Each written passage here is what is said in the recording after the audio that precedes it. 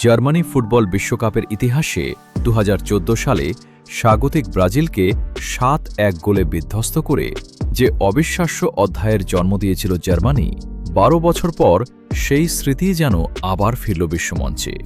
এবার তাদের শিকারে পরিণত হল বিশ্বকাপে অভিষেক হওয়া কুরাসাও। 2026 ফিফা বিশ্বকাপের গ্রুপ ই-এর ম্যাচে জুলিয়ান ন্যাগলসমানের দল কুরাসাওকে 7-1 গোলের বিশাল ব্যবধানে উড়িয়ে দিয়েছে।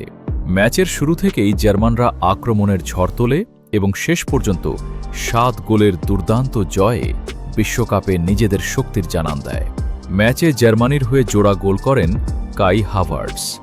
এছাড়া Felix Nmecha, Nico Schlotterbeck, Jamal Musiala, Nathaniel Brown এবং ডেনিস ওন্দাব একটি করে গোল করেন।